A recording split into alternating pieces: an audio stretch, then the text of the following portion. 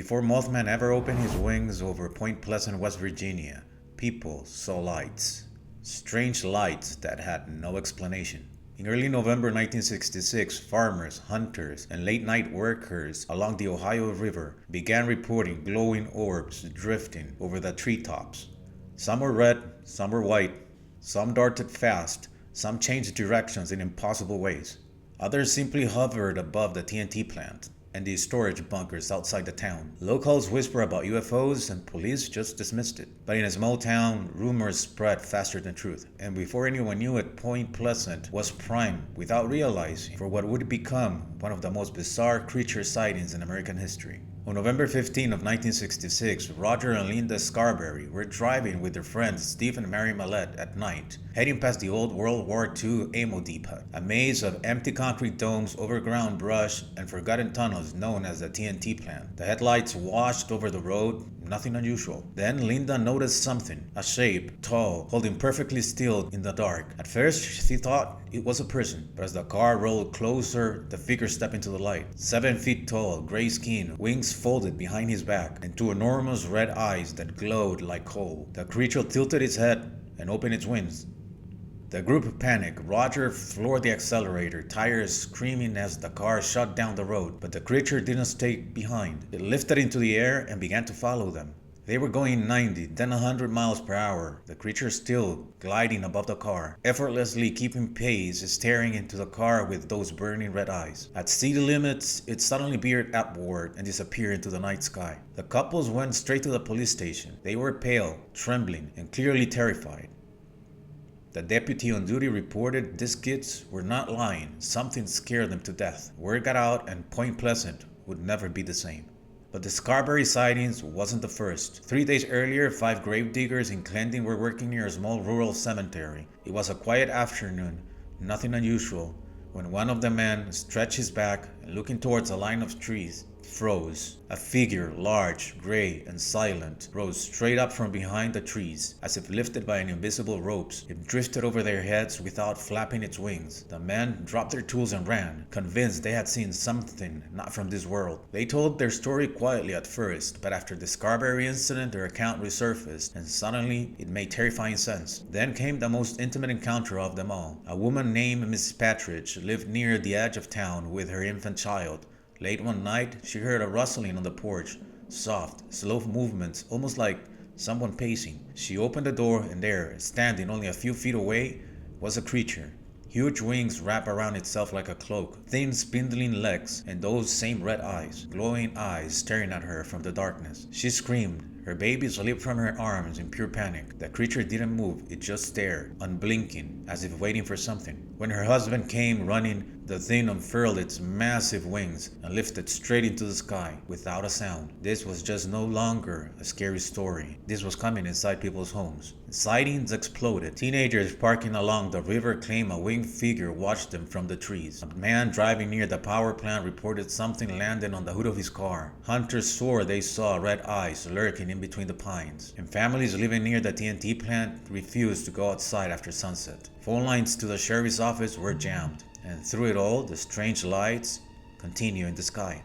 For a year, Point Pleasant lived in fear. People boarded windows, kids refused to walk alone at night, locals carried shotguns, and reporters from around the country arrived to document this winged monster terrorizing West Virginia. But the terror reached its peak on December 15, 1967, the day the Silver Bridge collapsed. It was rush hour when the Silver Bridge connecting Point Pleasant with Ohio suddenly buckled and fell into the freezing water below. 46 people died that night. The town was shattered, families were broken, a community changed forever. But within days, a rumor started spreading, quietly, then loudly, then everywhere. Mothman was seen on the top of the bridge days before the disaster. Some believed the creature was warning. Some believed it caused the disaster. Others said it was drawn to tragedy, a harbinger of doom. Whatever the truth, the legend locked into its place. Mothman wasn't just a monster. It was the prophecy of catastrophe. And with that, John Keel arrived. Reporter, investigator, one of the most eccentric minds in UFO history. And he arrived at Point Pleasant not for Mothman. He came because of the lights. The area was considered considered a UFO hotspot, and Keel had traveled across the world studying strange aerial phenomena. But when he began interviewing locals, he kept hearing one phrase over and over. Have you heard about the big bird? That phrase changed everything. Keel expected simple UFO stories. Instead, people described a winged creature, red eyes, 6-foot wingspan, silent flight, speeds impossible for a bird. He started taking notes, dozens of them. He traveled back and forth to Point Pleasant for months, interviewing witnesses, documenting timelines, and slowly piecing together a map of the sightings. The deeper he went, the stranger things became. And during his investigation, Keel began receiving strange, bizarre phone calls. Some were from witnesses, some were from terrifying locals, but others sounded different, like an entity. He described the voice in his journals. They were monotone, metallic, emotionless. They knew things about him they shouldn't. The voices gave him warnings. You must stop this. Don't ask questions you cannot understand. We are aware of your activities. Keel wrote that he felt watched, not by the creature, but by something connected to the UFO sightings. Something intelligent, something coordinated, something playing with him. From the accounts of other witnesses, he wrote that the phenomena was followed by strange electromagnetic interference, radios emitting strange noises and voices. Keel didn't believe Mothman was a simple cryptoid or an unknown animal. He believed the creature was a tulpa,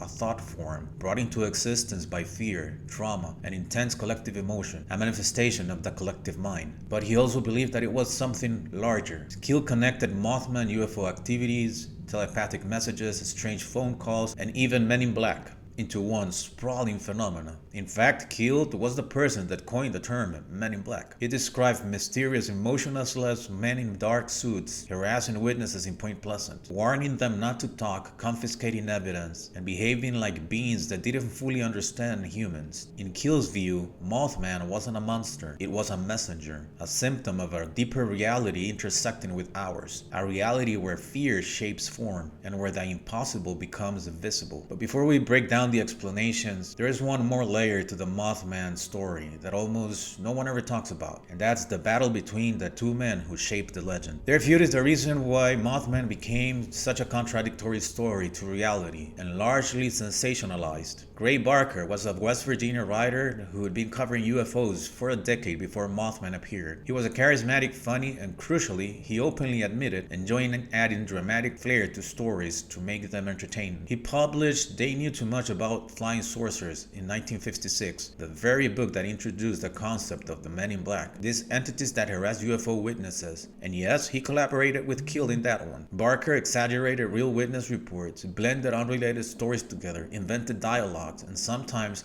fabricated entire scenes for effect. He saw the paranormal as entertainment, a business. So when the first Mothman sightings appeared, Barker jumped into the story immediately. He lived only a few hours away and he started interviewing locals long before Keel arrived. And some of his early versions of the Mothman legend were dramatic to say the least. Like very dramatic. Barker allegedly embellished everything, or at least these were the claims made by Keel and later researchers. For example, for the Men in Black encounters, Barker added creepy dialogue to the encounters. He described the Men in Black as robotic supernatural, combined separate reports into single events, wrote witness reports that never happened. He just made it all up.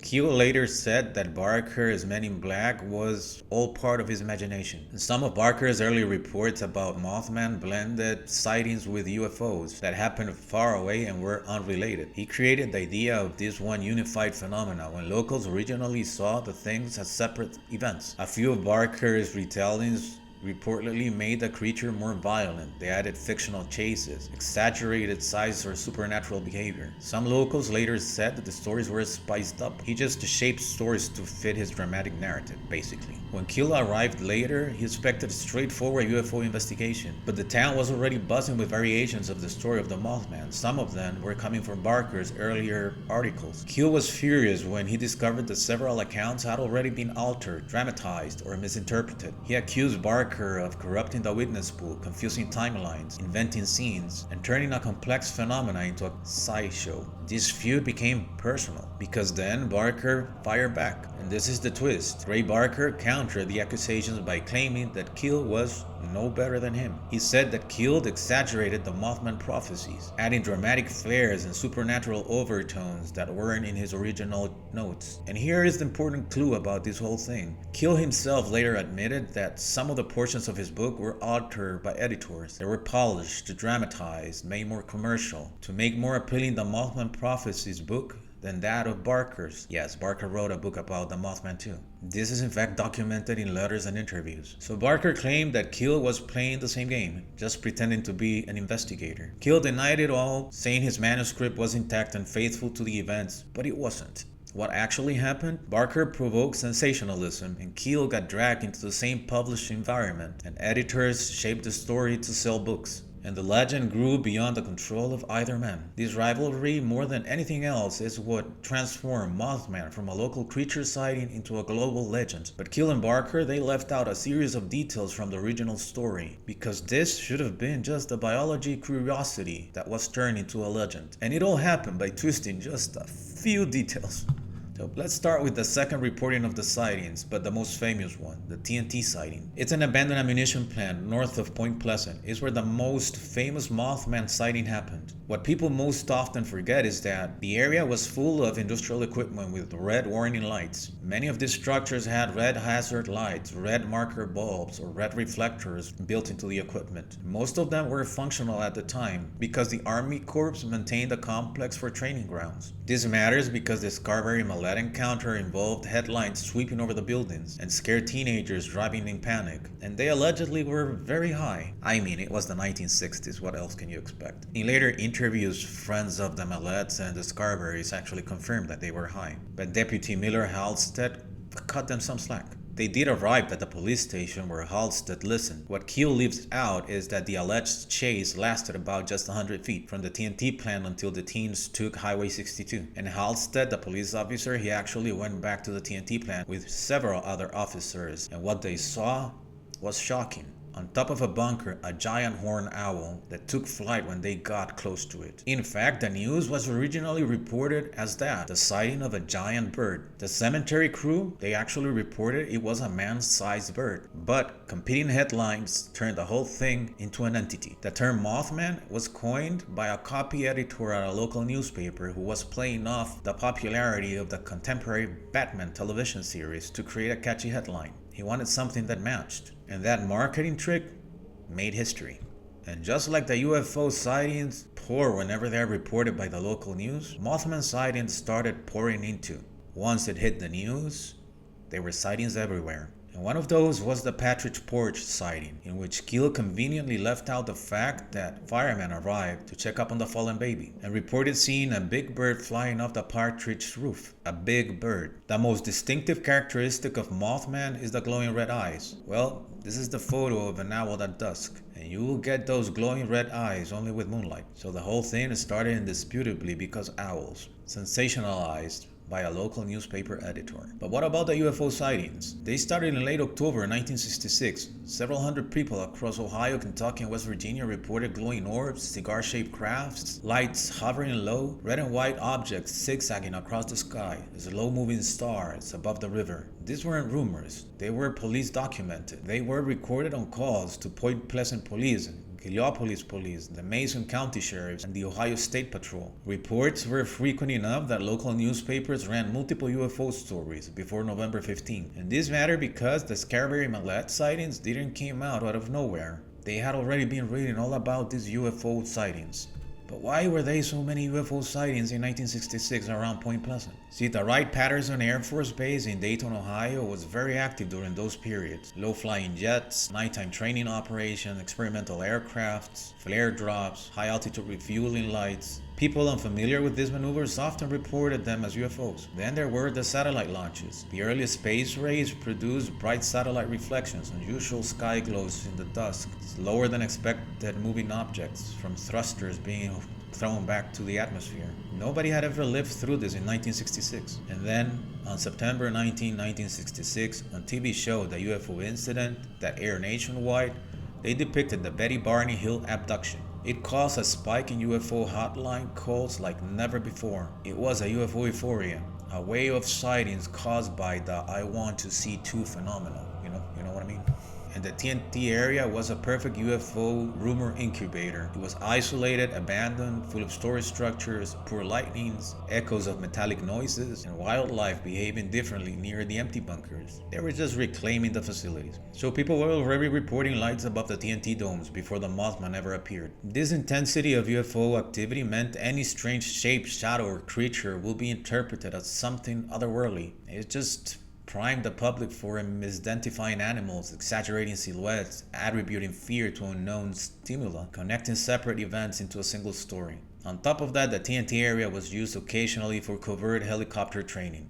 Low altitude maneuvers, night vision practice, covert approaching training, landing zone simulations. Several residents in the 1960s reported low thumbing sounds, slow moving dark shapes, red lights hovering, bright white landing beams. Basically helicopters with nav lights that look nothing like helicopters if you haven't been familiarized with them. And we tend to forget that in the 1960s, helicopters were something really new too. And people in Point Pleasant had no experience with them. When the news changed from that curiosity of a giant bird, a giant owl, to a Mothman, people turned it into a supernatural being. They already believed in the UFO rumors, and locals already suspected that the military, they just were hiding something. Young people were driving around the area just to see UFOs. And newspapers were printing sensational UFO headlines all over the place. So Mothman didn't appear in silence. He appeared in a storm of expectations. The being that came out of the UFOs. And they turned a big bird into an unnatural phenomenon. Psychologists call this mass hysteria. So coming back to Keel, when he got to Point Pleasant, a big bird had already turned into a mythical creature. But he had the actual original reports. He could have easily set things straight.